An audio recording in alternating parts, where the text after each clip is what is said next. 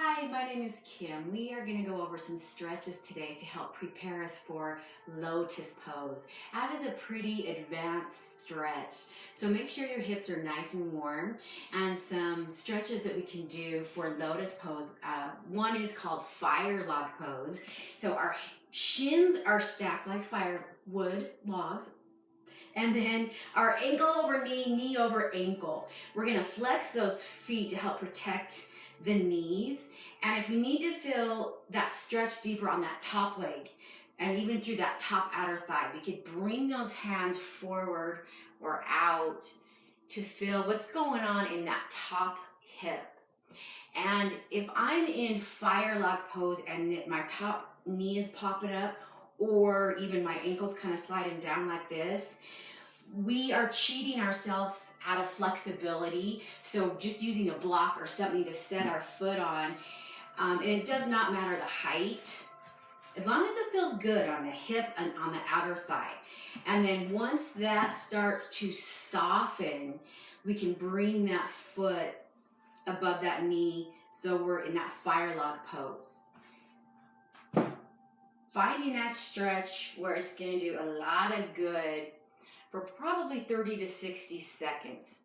Finding our stretch, and then we're gonna take our time nice and slow changing sides because these stretches are pretty big, and so no need for rushing in and out of these stretches. So once again, shins parallel, ankle over knee, knee over ankle, using a block if that knee is popping up or that foot's kind of sliding down, just put that foot out on a block.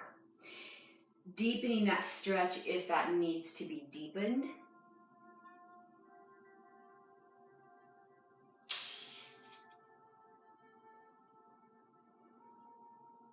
And when we're ready, we're gonna help ourselves up into another hip stretch. So I'm gonna take one ankle, cross it above that knee. So here, we're gonna flex that foot to protect that knee again. We could start to take that leg up, even cradle that top leg, pulling that leg in more towards the belly, towards the body is going to make that stretch deeper. And then also is that foot, if it can stay in towards the body and that foot can come up a little bit higher, is going to stretch through here. That's where we need to find that stretch. So just listening to what's going on here, and then we're going to just change sides. That is a really deep stretch as well. So ankle above that knee, we're gonna flex that foot. And maybe this is plenty for today. It's just finding the flexibility in that top leg through that hip. Start to explore, start to play. And you'll know when it's a good stretch, when it's pretty intense, but you're able to breathe and relax through the face and relax the breath. And unwinding from this stretch, I'm going to take my left knee in, my left foot back, my right foot is going to cross. So here, finding a nice posture, and then we're going to start to make that stretch deeper. I have my right leg in front, so I'm going to start to turn to the right, use that leg to help me.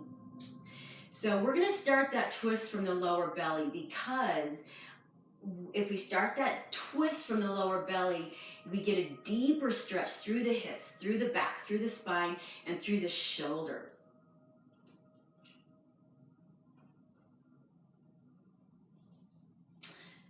We're going to change sides. Bring that other leg, the foot that was just on top, tuck that foot back. I'm going to bring my left foot around, finding good posture, starting to twist to the left from that lower belly so we can get deeper in the back, hips, and the spine, and the shoulders.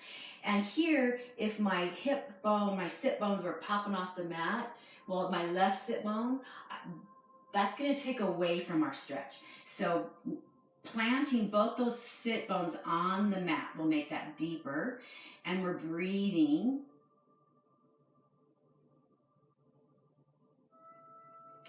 And after our 30 to 60 seconds unwinding from that stretch, Another stretch that is required for Lotus Pose is a big outer rotation of the upper leg and the lower leg. So that my toes are facing up, and then an outer rotation, my toes would face out, my knees would face out.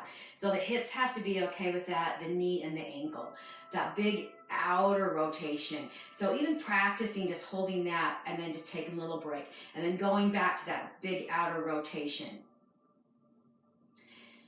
A good stretch for this, remembering this outer rotation, is butterfly pose. Here, bringing the feet in, because we're still keeping that outer rotation through the knees and through the feet, and we're getting that stretch through the hips, inner thigh, and the groin. And if we wanted to come forward to deepen that stretch, we could do that. If that bugs the knees, here we could have one or both blocks under the knees. Sometimes even sitting on a block will help. Because it's help lifting the hips, it helps open the hips, and those hips can relax a little bit more. So that is an option as well. Finding that place where this all can start to soften. Once that does soften, we won't need the blocks anymore. And when we are ready, we're going to try Lotus Pose. So half Lotus Pose. We're going to just bring one foot in and big outer rotation on the upper and that lower leg. My foot's going to come into the crook of my hip. That is half Lotus. Maybe we do half Lotus and change sides, do both sides. If you wanted to come into full Lotus with that big rotation, big outer rotation, the other foot comes up, finds the crook of the other hip, and there is our Lotus Pose. All that hip flexibility and that outer rotation on those upper and lower legs for our Lotus Pose. So take your time. This is a pretty advanced pose. No rushing. It's well worth it for Lotus Pose, and plus it just makes our hips feel better, stretching our hips. Thanks for stretching. I will see you next time. Namaste.